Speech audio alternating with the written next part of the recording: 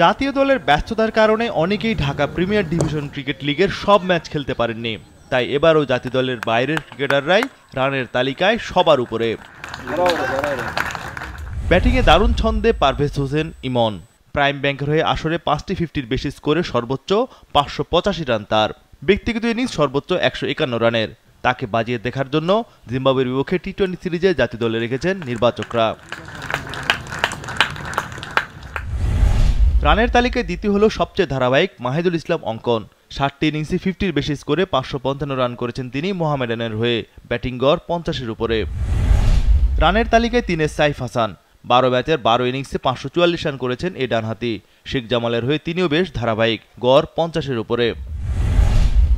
4 নম্বরে নাইম শেখ। গতবার তিনি সর্বোচ্চ রান করলো, এবার ব্যাট হাতে কিছুটা ম্লান। 11 ম্যাচের 11 ইনিংসে 1 সেঞ্চুরি ও 4 50-তে 469 রান সংগ্রহ এই বাঁহাতির। সারা বছরই আলোচনায় থাকা তামিম ইকবাল খুব বেশি নিজের নামের প্রতি সুবিচার করতে পারেননি। প্রাইম ব্যাংকের হয়ে 12 ম্যাচের 12 ইনিংসে 5 50-তে করেছেন 425 রান। জাতীয় দলের হয়ে সুপার ফ্লপ লিটন দাস রানে ফিরতে বেছে নেন সাবধানী খেলার কৌশল। 2টি ম্যাচ খেলেন তিনি, যেখানে প্রাইম ব্যাংকের বিপক্ষে 106 বলে 56 রানের ধীরগতি ইনিংস উপহার দেন উইকেটকিপার ব্যাটার। ডিপিএলে আগের কয়েকটি আসরের আলোচিত ব্যাটার এনামুল হক বিজয় এবার খুব একটা উজ্জ্বল নন। 2022 সালে লিস্টে ক্রিকেটে 1000-এর উপর রান করে এই ডানহাতি এবার মোটে 302 রান করেছেন 9 ম্যাচের 9 ইনিংসে। 4 ম্যাচে অপরাজিত থাকায় অবশ্য ব্যাটিং গড় 60-এর উপরে।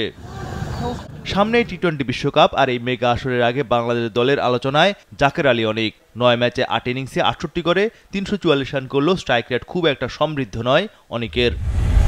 তবে 24 বছর বয়সী হাবিবুর রহমান সোহান ঝলক দেখিয়েছেন ঠিকই। 143-এর বেশি স্ট্রাইক রেটে 300-র উপর রান তার। গাজী গ্রুপের হয়ে সেঞ্চুরিও পেয়েছেন তিনি। তাহিদ হৃদয় জাতীয় দলের ব্যস্ততা কাটিয়ে রান করেছেন ডিপিএলেও। 8 ম্যাচের 4 ইনিংসে ব্যাট করে 255 রান করেছেন, যেখানে স্ট্রাইক রেট 163-র বেশি। ওয়ানডে ফরম্যাট হলেও টি-20 বিশ্বকাপের জন্য প্রস্তুতিটাও সারলেন এই ডানহাতি। তবে একেবারেই ফ্লপ আফিফ হোসেন ধ্রুব।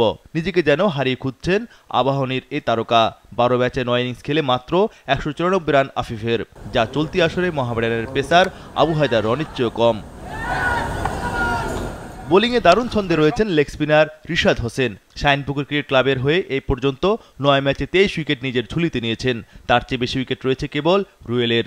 ইকোনমি রেটও খুবই কম, মাত্র 3.96। তবে সাম্প্রতিক সময়ে ব্যাট হাতে দারুণ নৈপুণ্য দেখানো রিশাদ ঢাকা লিগে জ্বলে উঠতে পারেননি। 7 ইনিংসে মোট 70 রান করেছেন তিনি। রিশাদের চেয়ে বেশি উইকেট নিয়েছেন পেসার রুয়েল মিয়া। গাজী গ্রুপ ক্রিকেটার্সের এই পেসার 12 ম্যাচে শিকার করেছেন 26 উইকেট। Economy rate 4.22। সেরা বোলিং 18 রানে 5 উইকেট। আলো ছড়িয়েছেন পেসার আবু হায়দার রনি। 12 ম্যাচে 22 উইকেট শিকার করেন এই বাঁহাতি পেসার। মোহামেডানের হয়ে তার সেরা বোলিং 20 রানে 7 উইকেট। নাগিন ডান্সে আলোচনা ছড়ানো নাজবুল ইসলাম অপু ঠিকই ধারাবাহিক ঘরোয়া লিগে। এবারে ডিপিএলে 4র্থ স্থানে এই বাঁহাতি স্পিনার। 12 ম্যাচ শেষে 20 উইকেট শিকার করেছেন অপু। 5 নম্বরের স্পিনার তানভীর ইসলাম। 11 ম্যাচে 19 উইকেট শিকার করেছেন তানভীর। জাতীয় দলের 2 তারকা পেসার তাসকিন ও শরীফুল সুযোগ পেয়ে জ্বলে উঠেছেন।